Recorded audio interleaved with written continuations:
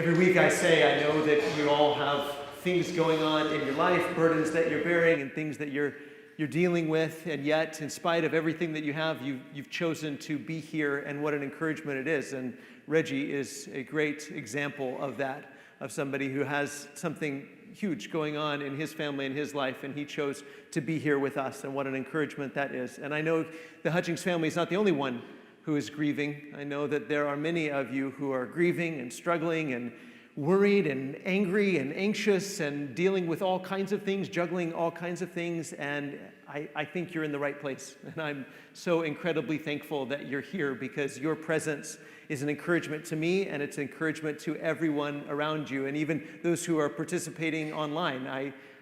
I know that they would want you to know, especially your brothers and sisters who can't be with us because of one thing or another. They can't be here, but they're participating online. I know that they want you to know that they're here with us and that they love you, and we want them to know that they are loved by everyone here. I'm so thankful for the family of God.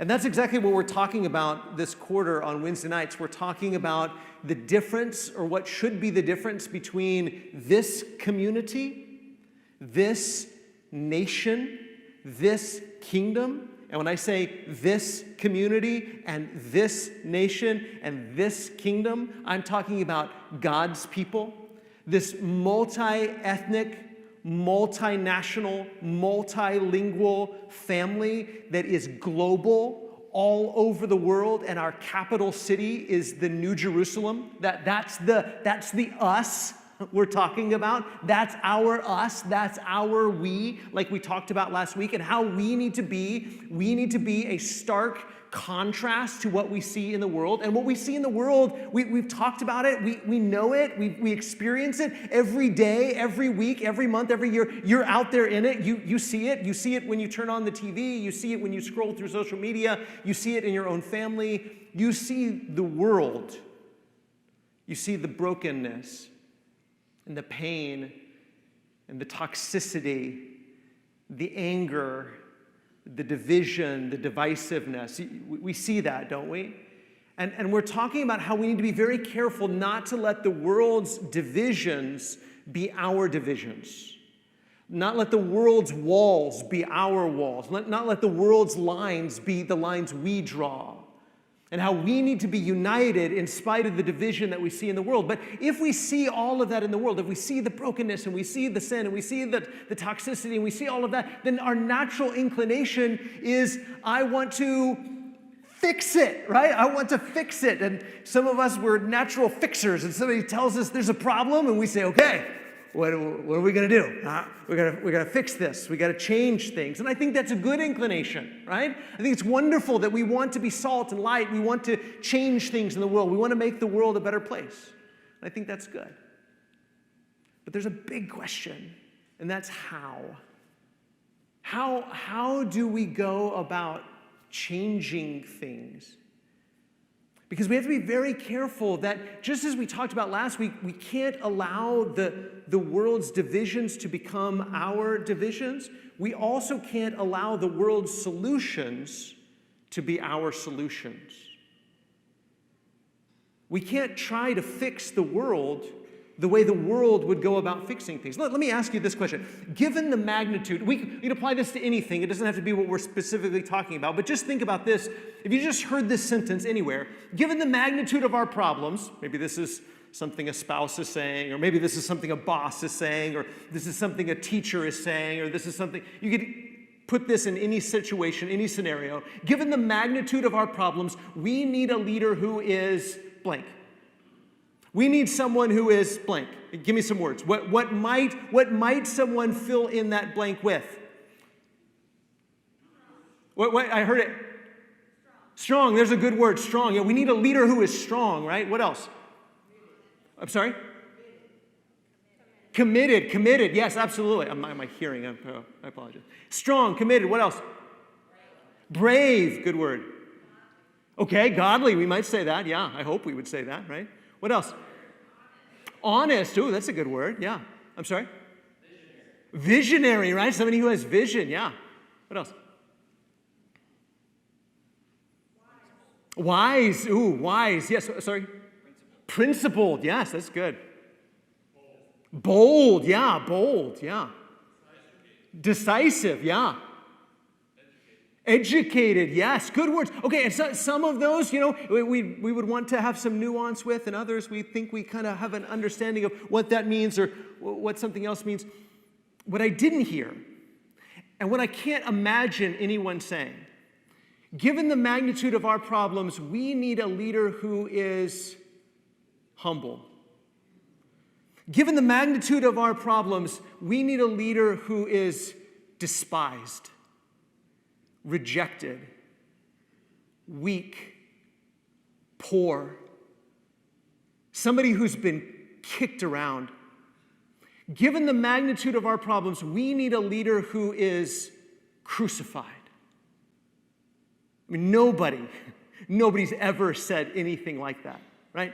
Nobody has ever looked at their problems and said, okay, the only person who could possibly solve this is somebody who has been despised and spit on and whipped and been treated like he's trash and then nailed to a cross and died. That's who can solve these problems. Nobody thinks like that. In fact, if somebody proposed that as a solution, if somebody came to you and said, okay, I know you got a lot of problems in your life. I know you got a lot of burdens that you're bearing. I know that you're dealing with a lot of stuff. I know that your world seems so broken and so hopeless and so out of control. So here, I want to propose to you a crucified king. A king who has been bloodied and spit upon, who no one respected, no one looked up to, no one loved, no one honored, and they nailed him to a cross. Even the people that did follow him abandoned him. That's the person that you need to give all of your loyalty and all of your allegiance and all of your trust to. Because in spite of the way that seems, in spite of how weak that seems, in spite of how foolish that seems, he conquered everything. He won. Victory already belongs to him. And nobody else believes it yet. But if you will believe that, if you will hook your wagon to him, if you will give your allegiance and loyalty to a crucified Messiah that nobody can see yet, that he's still hidden right now, then you will win too. And none of these things that you're dealing with will overcome you. You will overcome them. You will be more than conquerors. You will be victorious if you trust this despised, rejected, humble, crucified king. That sounds ridiculous even now, doesn't it? Can you imagine how much more ridiculous it sounded in the first century world? I mean, at least now we wear crosses, we pay some lip service to crosses, and people see crosses and they think, okay, that's not such a bad thing. But in the first century, that was the most shameful thing you could possibly imagine. It's how Rome not only executed the rebels, but how they humiliated them before they died. For days, they would hang on the cross. You say, you see this weak, worthless piece of trash? He thought he could stand up against Rome? And they would line the streets with these crucified men to say, you see, this is what happens when you stand up against the power and might and glory and majesty of Rome. We crucify worthless, weak pieces of trash like this. And so this group of Christians who say, actually, our king is one of those people, one of those guys, one of those crucified ones, who through the cross conquered death. See, it sounds ridiculous, doesn't it? And we need to get back to the point where we can embrace the foolishness of the cross. Because if we don't understand how foolish it sounds, we won't embrace the word of the cross. So look at 1 Corinthians, that's what we're studying this quarter. 1 Corinthians chapter 1, verse 18. Paul says this. He says, for the word of the cross, this is where we left off last week. For the word of the cross, the message of the cross is folly. What does folly mean? Foolish, right? Silly. It's ridiculous. It's nonsensical. The word of the cross is folly to those who are perishing. But to us who are being saved. It is the power of God. See? I mean, the world looks at the cross and says to put your trust in anyone who is cursed to hang on a tree like that, that's ridiculous. You Christians are the weakest bunch of foolish, silly, ridiculous people I've ever heard of in my life. Who trusts a crucified king? How is a crucified king going to solve any problems? Really? You think our answers are going to be found in a crucified king? And we say, yes, they are. Because that is power. That's what real power looks like. It's the power of God unto salvation. The world looks at it, those who are perishing look at it and say it's foolish, it's ridiculous, it's nonsensical, it's laughable. And we look at it and we say, that's the power of God. Because through the cross, in the cross, Jesus conquered everything. But see, the Corinthian church, they were still struggling to embrace this idea. They were struggling to embrace the word of the cross. I mean, they met together as Christians, they had been baptized, all of those things, but they were struggling to embrace this message. Because not only, like we talked about last week, were they divided, but they were also continuing to glamorize and idolize and look up to people who had worldly power and worldly strength and worldly wisdom. And Paul says, as long as you're doing that, as long as you're idolizing people and their power and their wisdom and their strength and their money and their nobility and their rhetoric and their ability to speak really well, as long as you prioritize those things, you haven't gotten it yet. You haven't embraced the foolishness of the cross, the word of the cross, and realized that the cross is the power of God unto salvation. Verse 19, for it is written, I will destroy the wisdom of the wise, and the discernment of the discerning I will thwart. Where's the one who's wise? Where's the scribe? Where's the debater of this age? Has not God made foolish the wisdom of the world? God has made foolish the wisdom of the world. He's exposed the wisdom of the world as being actually foolishness. What the world thinks of as wise, God says, actually, that's foolish. And he's used the cross to do that. For since in the wisdom of God, the world did not know God, through wisdom it pleased God through the folly of what we preach to save those who believe. Through the foolishness, or what seems like foolishness, what seems like the foolishness of the cross, we are exposing the foolishness of the world. That what they think of as wise is actually foolish. See, it's what we've said a million times, isn't it? That the kingdom of God is an upside-down kingdom, or better yet, it's a right-side-up kingdom. The whole world is upside down. And what the world thinks of as strong is actually weakness. What the world thinks of as wise is actually foolish. What the world thinks of as rich is actually poverty. And in the cross, all things are turned right side up. But a lot of the Corinthians hadn't accepted that yet. And a lot of us haven't accepted that. Oh, I mean, we've gotten baptized and we say, oh, yeah, I want to go to heaven and I want to be saved and I want my sins washed away. But we haven't embraced the power of God unto salvation, the wisdom of God, and how he thwarts the wisdom of the world. See, according to the world, God's idea of wisdom and power is foolish, right? Again, nobody in the first century looked at a cross and said, I bet that's how God's going to save the world. Nobody said that. Nobody looked at the cross and said, I bet that's how God's going to accomplish anything. You don't think that's how problems are going to get solved is through the death of a king. How's that going to solve anything? But according to God, the wisdom of the world is actually foolish.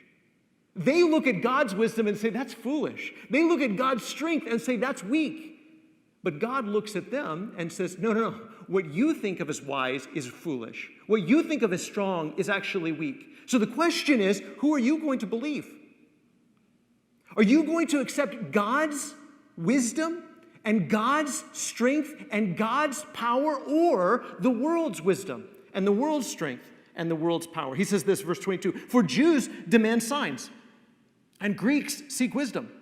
But we preach Christ crucified, which is, he says, a stumbling block to the Jews and folly to the Gentiles. But to those who are called, both Jews and Greeks, Christ, number one, the power of God, and number two, the wisdom of God. For the foolishness of God is wiser than men, and the weakness of God is stronger than men. So he says, Jews look for some powerful sign from God, and Greeks are looking for some rhetoric and some wisdom and some philosopher. And Paul says, but here's what we preach. Jesus, a crucified king, a crucified Messiah, which is actually in reality the power of God and the wisdom of God. So the question is, whose idea of wisdom and power do you embrace? And that is what Paul is trying to get them to ask themselves. Whose idea of wisdom and power do you embrace? If we're really honest, we still, even after 2,000 years, maybe you growing up, maybe you grew up in a Christian home, maybe you grew up reading the Bible, you grew up around crosses, but you never realized, oh, the cross isn't just the way that God saved me past tense, but this is the way and the life to which he is calling me present tense, to take up my cross and follow him. For me to take on the form of a servant, for me to take on this humility, and to stop putting stock in what the world calls wisdom, because it's not wise, and what the world calls power, because it's not powerful, and what the world calls strength, because it's not strong, and what the world calls riches, because it's actually poverty, and to embrace the way of the cross, the way of selflessness, the way of sacrifice, the way of humility, the way of doing the will of God, even when it costs us respect and honor and power and money, because we don't value the sorts of things that the world values. It's hard, isn't it, for our priorities and our mindset and our worldview to get so turned upside down, or rather again, turned right side up. Through the cross, God is exposing the world for what it is. But again, we still, when we have a problem, we look for somebody who has, quote unquote, wisdom. We look for somebody who has power and strength and wealth. And we're still measuring things the way the world does. And that's exactly what the Corinthian church was doing. They were rallying around leaders. They were rallying around people who had what they looked at as wisdom and strength and power and nobility. And Paul says, that's not what strength looks like. That's not what wisdom looks like. That's not what power looks like. What does it look like, Paul? It looks like Jesus hanging on a cross. That's what it looks like. Verse 26, for consider your calling, brothers. Not many of you were wise according to the worldly standards. Not many of you were powerful. Not many of you were of noble birth. Think about yourselves. You weren't these things that you idolize in these leaders. So they're rallying around these different teachers and these different leaders because they say, well, this person, he speaks really well. He has so much charisma. He's powerful. He's bold. He's smart. He's all of these things. And so this is what, surely, if somebody's going to solve our problems or lead us out of this mess, it's going to be somebody like that. And Paul says, nonsense. Think about yourselves. You weren't wise by the world's standards. You weren't noble, of noble birth. You weren't powerful. Again, it's very easy to think, well, of course God is going to use the rich and the powerful and the strong and the wise and the charismatic, the people that are really good at talking with great rhetoric. He's going to use those kind of people to solve our problems. But Paul says that's not how God operates. And those that embrace the way and the word of the cross should know that. He says, verse 27, but God chose, this is how God operates. God chose what is foolish in the world to shame the wise. God chose what is weak in the world to shame the strong.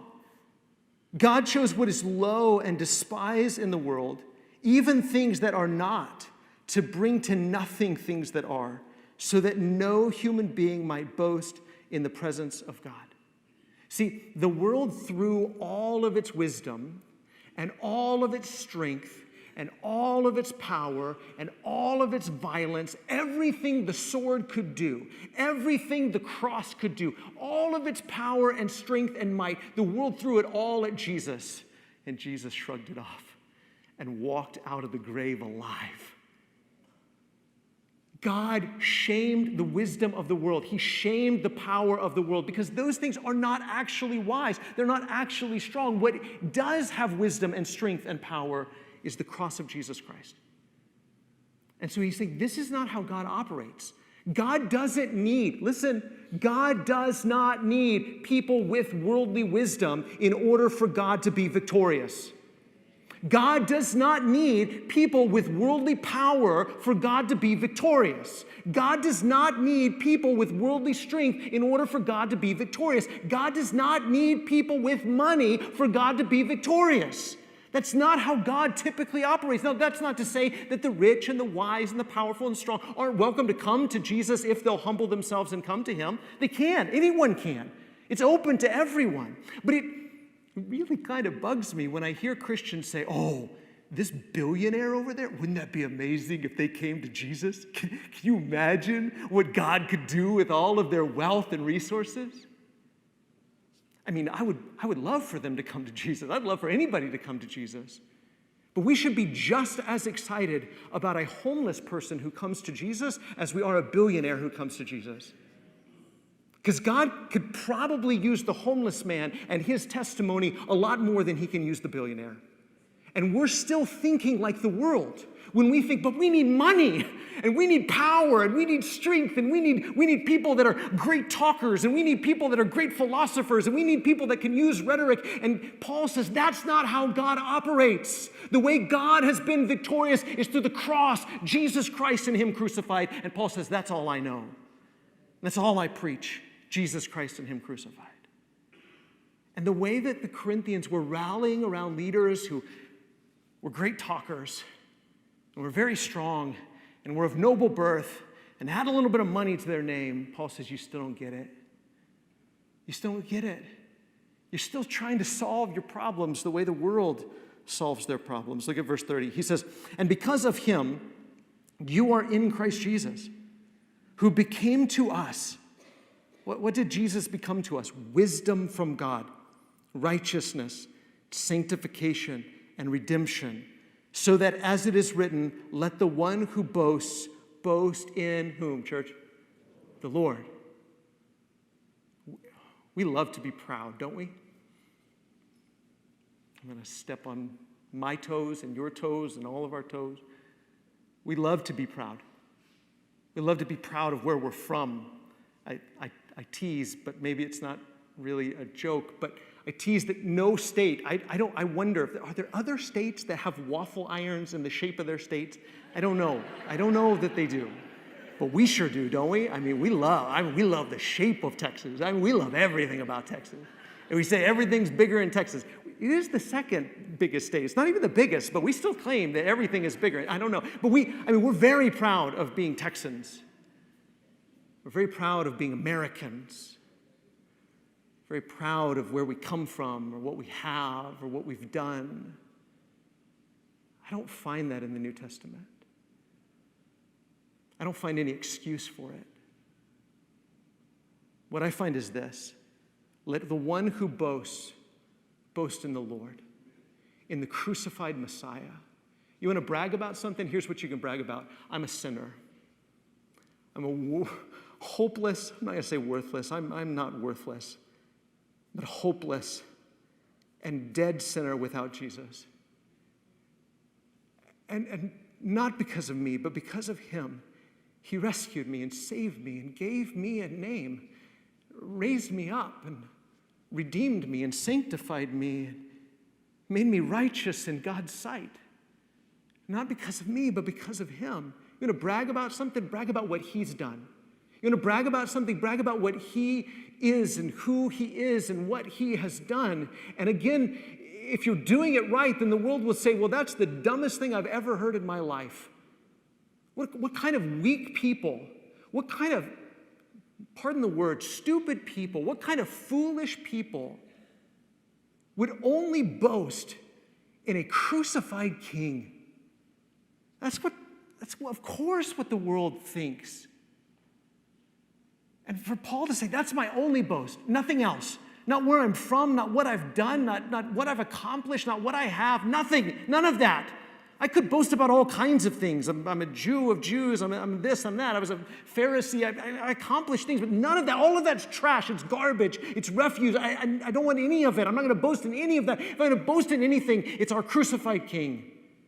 And the world says, that's dumb, it's ridiculous, it's foolish. He says, that's because you don't understand that the cross is the wisdom of God. The cross is the power of God. And if you think it's foolish to put your trust in a crucified king, then you don't understand wisdom and you don't understand strength. Look at the first verse of the next chapter. And I, when I came to you, brothers, did not come proclaiming to you the testimony of God with lofty speech or wisdom. For I decided to know nothing among you except Jesus Christ and him crucified. Paul says, I've embraced this in my own ministry. When I came to you, I didn't come to you trying to impress you with how great of a speaker I am. I decided to know nothing among you except Jesus Christ and him crucified. And if you say, well, I'm not impressed with Jesus Christ and him crucified, give me something more. Give me a show to watch, Paul. Give me something cool or fun or funny or interesting to listen to. He says, I don't have any of that. I don't have any of that. I got one thing.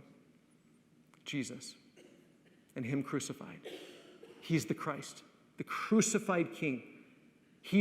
That cross of Jesus, it is the wisdom and the power of God.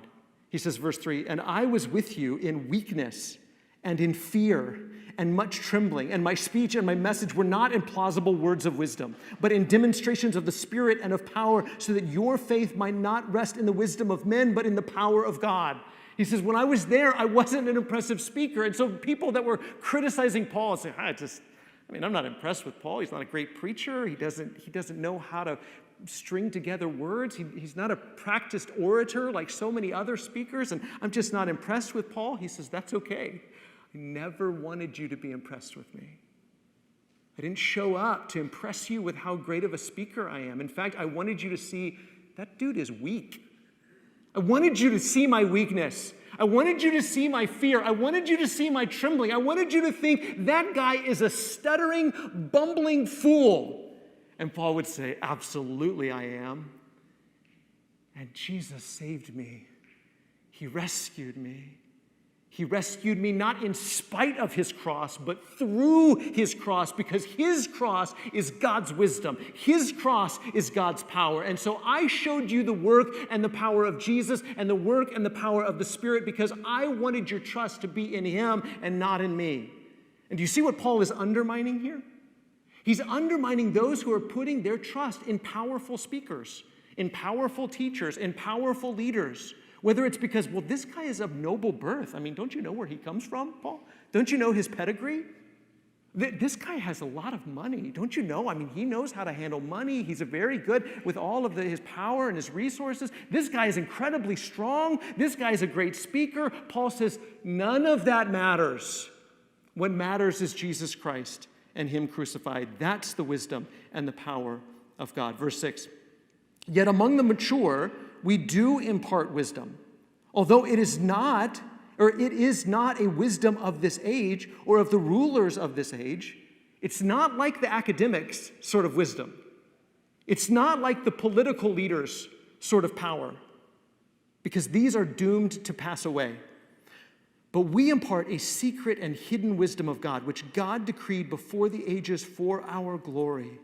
None of the rulers of this age understood this. For if they had, they would not have crucified the Lord of glory. People at the top, the rulers of this age, the wise of this age, they don't get the message of the cross. And that, again, it seems like foolishness in the first century or in the 21st century. In fact, he'll go on to say, no one understands it naturally. You would not have come up with this idea. None of us would. None of us would say, well, that makes perfect sense. It makes perfect sense that God would use the cross in order to save humanity. Nobody would come up with that idea. And Paul says, that's how you know it's from God. That's how you know it's from God. But, verse 9, but as it is written, what no eye has seen, nor ear heard, nor the heart of man imagined, what God has prepared for those who love him. Here, Paul is not using these words to talk about heaven. That's how we usually talk about it, isn't it? Oh, I can't wait to see what God has prepared for me. He said, no, actually, God prepared something like the cross, not only for Jesus, but for you. And you wouldn't have guessed that is the way that God is going to accomplish things, is through the cross, is through a cruciform solution. These things God has revealed to us through the Spirit, for the Spirit searches everything, even the depths of God. For who knows a person's thoughts? This is verse 11. For who knows a person's thoughts except the spirit of that person, which is in man, or in him? So also no one comprehends the thoughts of God except the Spirit of God. Now we have received not the spirit of the world, but the Spirit who is from God, that we might understand the things freely given us by God. This message of the cross, human beings would have never thought of it. The only way you could ever realize, oh, that really is wisdom, that really is power, is through the Spirit of God. Paul says, this message that I'm preaching to you, I didn't come up with it. He wouldn't have come up with it. No one would have come up with it. You wouldn't have thought of this. I wouldn't have thought of this. You wouldn't embrace this if not for the Spirit of God. He says, verse 13, and we impart this in words not taught by human wisdom, but taught by the Spirit, interpreting spiritual truths to those who are spiritual. The natural person does not accept the things of the Spirit of God, for they are folly to him, and he is not able to understand them because they are spiritually discerned. Not only are these words, this message of the cross, not only is it from God, it takes a heart inclined towards God to even understand them or embrace them. The natural person rejects this. The natural person rejects. God can't win through humility. God can't win through what looks like weakness. God can't win through what looks like foolishness. How is God going to accomplish anything through a cross? How is God going to accomplish anything through his people being persecuted?